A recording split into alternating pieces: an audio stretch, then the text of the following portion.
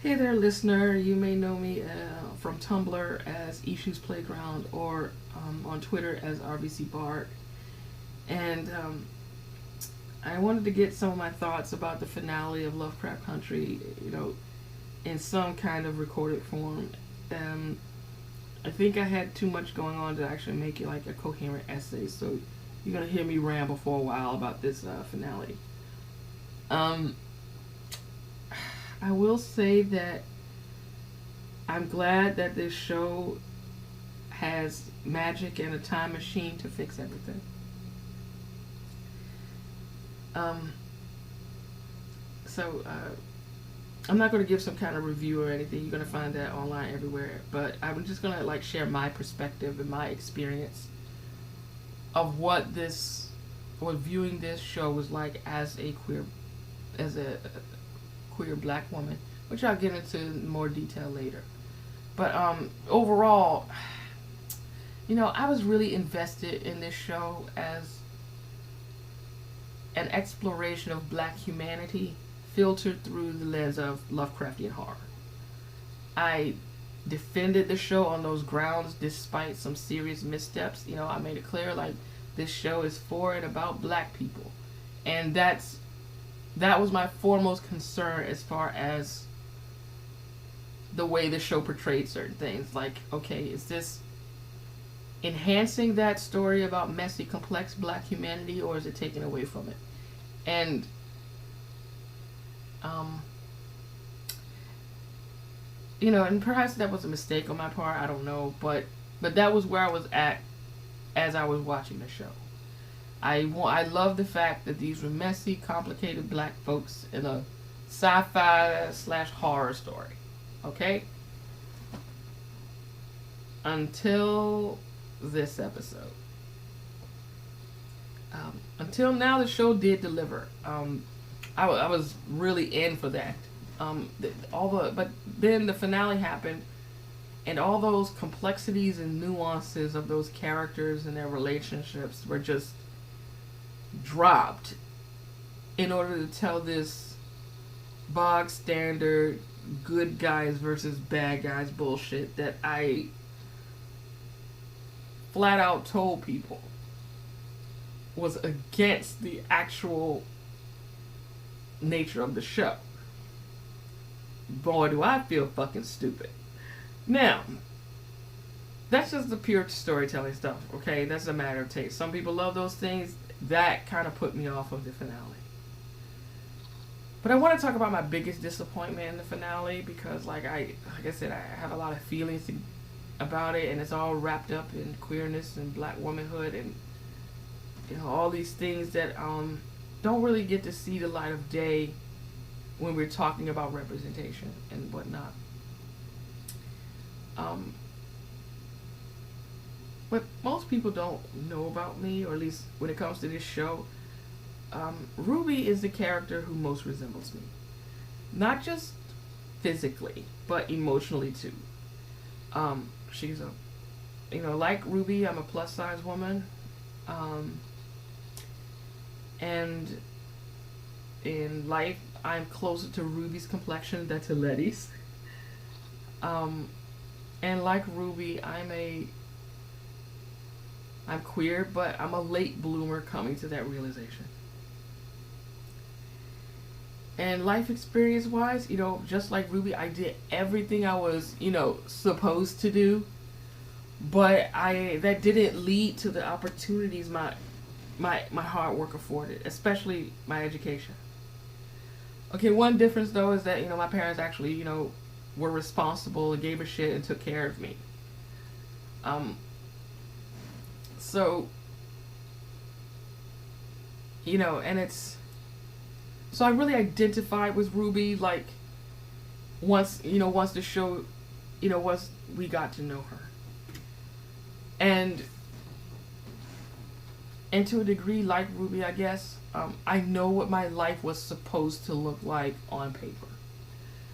I was supposed to do well in school, get an education, get a good job, and find me a good black man to settle down and make well-behaved black babies with. Yeah. Problem number one, I'm gay. That's not likely to lead to long-term happiness. So even if I did that, I probably would have been divorced and miserable by now. Um, Problem number two, those good black men ain't falling over themselves for women like me. They want, Letty. They want the Letty. They want the Gia. And yeah, that whole Orientalist, submissive Asian woman bullshit is a whole other can of worms, and I'm not getting into it right now. And not even so-called woke or pro-black people are doing, are paying attention to women like me. It's protect black women and girls, but they're not talking about me. It's black girl magic, but they're not talking about me. I'm too fat, too dark, too queer. And I'm nowhere, and I'm nowhere nearly as gorgeous as Wunmi Mosaku. I mean, seriously, that woman is radiant. I was just like looking at her, you just gobsmacked. I'm like, I totally get why Christina's smitten with Ruby at first sight. It's just like, how could she not be?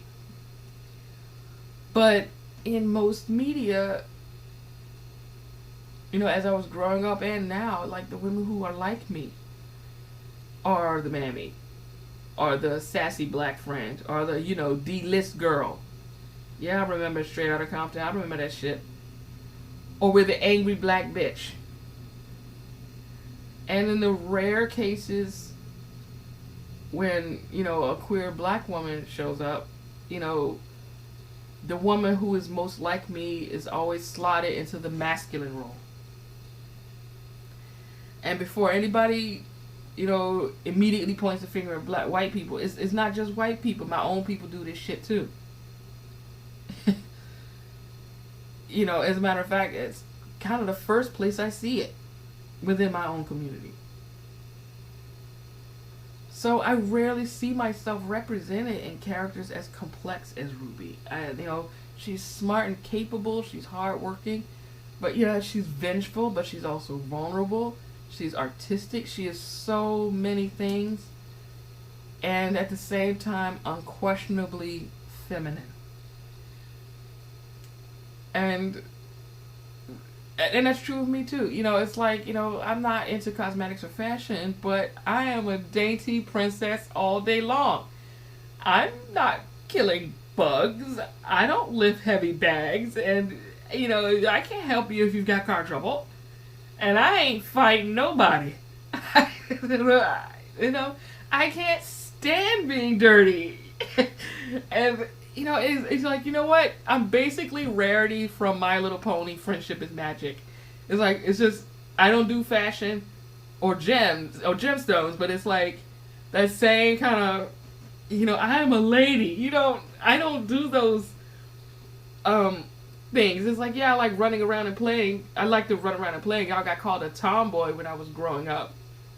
But that's just because I like to be, physically active and running around with like sticks or whatever. It had nothing to do with how I view myself. So for me, Ruby was a breath of fresh air.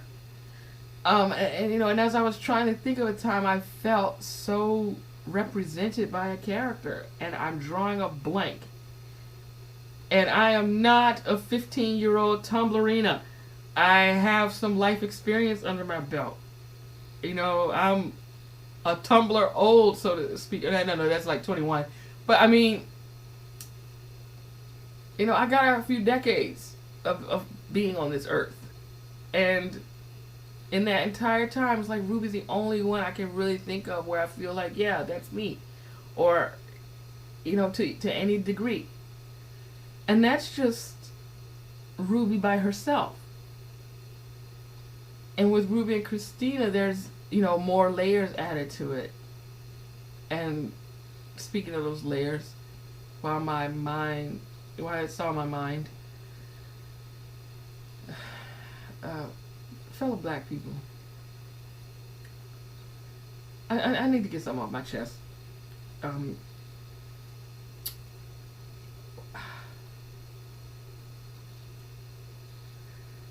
The same black folks who got nothing but contempt for me, the same black folks who called me ugly and tell me nobody's ever gonna want me, you know, who told me, or at least didn't say shit about the fact that, you know, I'm too fat and black and queer to be more than somebody's dirty little secret. That's the message I got my whole life. And now, speaking of Ruby and Christina, and speaking of like something that could actually happen to me, here comes somebody who's smitten with me, who treats me like a lady and makes me feel good. And I'm not talking about me chasing after them or, you know, having a fetish or anything. They just showed up. But God forbid they're not black. All of a sudden, these same people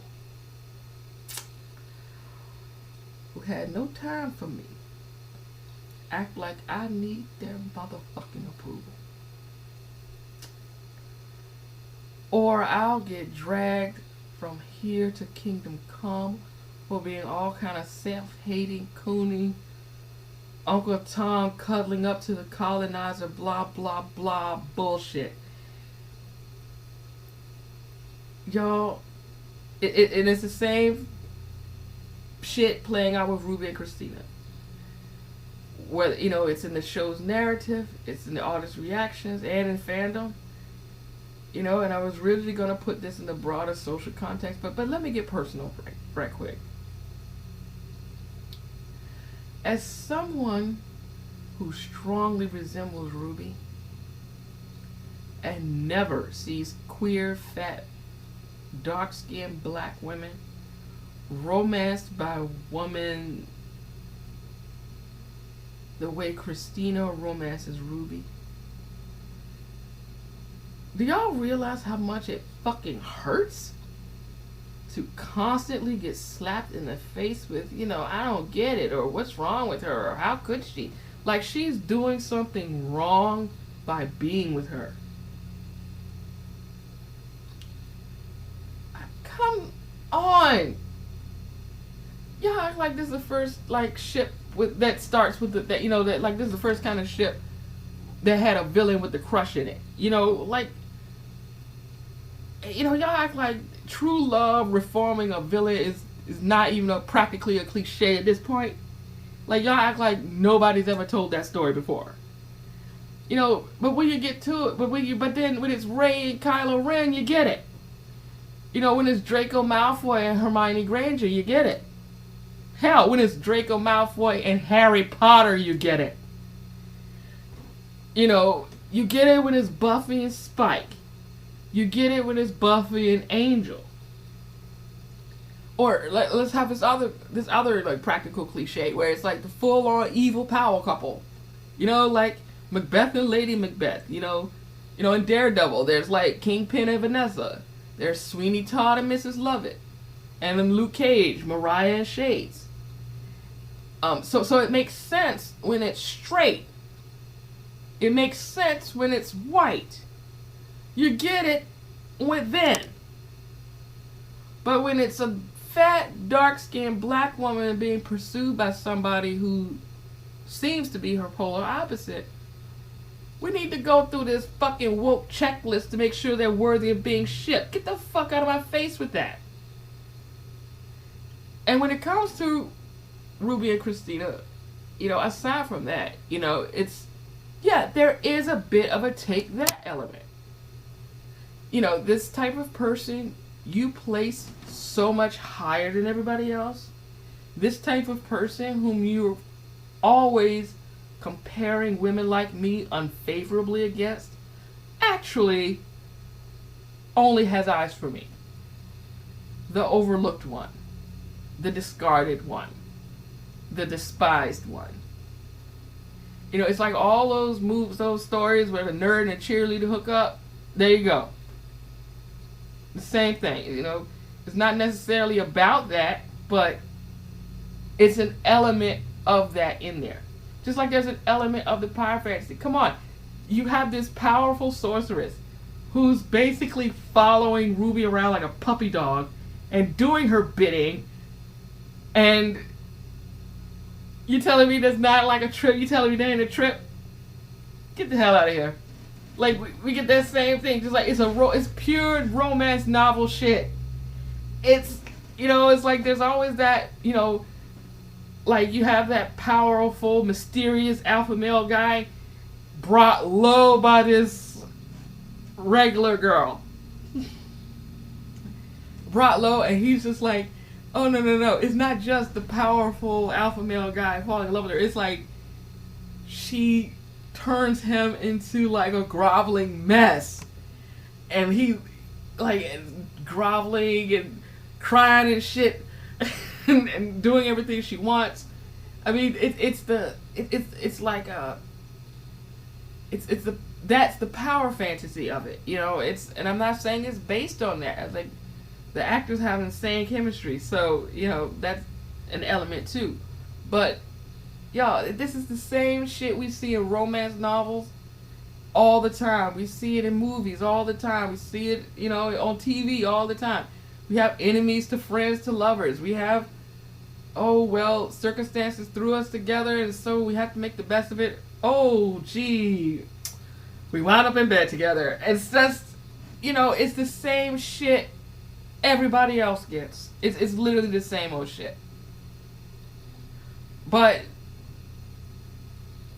despite all this literary and cinematic precedent, despite all the talk about wanting complex black characters and complex relationships that feature black characters, now that it's between these two women, each of them messy and complicated, it just all of a sudden needs to be wholesome. Like, what fucking show do you think you're watching? This isn't fucking She-Ra.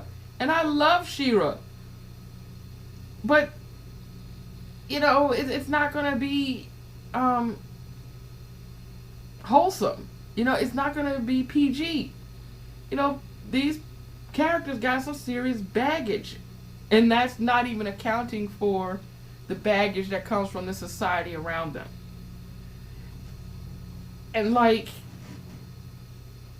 and to be honest, I've been waiting a long time for something like this.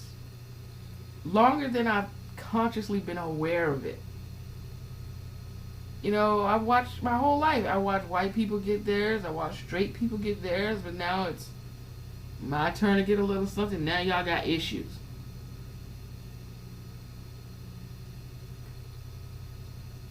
For real? For real? You know what? I want to wrap it up here because I can be about this for a good minute, and if I keep going, I'm just going to make myself more and more upset. So I'm going to leave you with this. It's like, look, you ain't got to get it. You ain't got to ship it. You ain't even got to like it or approve. But keep that fucking shit to yourself for life. Just, it's not necessary to put that in the space. It's just, it's just, if you have nothing to add to that conversation, then don't say anything. I mean, do you know she's evil? Yeah, I know she's fucking evil. It's like, well, do you know she's racist? It's the goddamn 50s. Of course she's racist. Y'all act like we ain't watching the damn show. Like, yes, I'm watching the show. I'm looking at them and it's like, you know what? I can see possibilities here. Intriguing possibilities. And unfortunately, the show didn't go there. Because the show can show us full-on spit, lube, anal sex between men, but we don't get nothing. Us queer women don't get shit. So, yeah, I'm just like, y'all, just, take all that energy you got for judging people for shipping this or judging people for liking it or what have you, and put that on yourself and wonder where those reactions are coming from. Because it's not really about anything these characters do or anything the shippers do, really. Well, okay, sometimes it's something the shippers do, but it's the same shit they always do in different fandoms any goddamn way. And you know the difference between them and people like me, you know, who connect to it in a different way. Or on a whole other level. So, yeah, just give us some guy. Just let a bitch live. Damn. Can I breathe?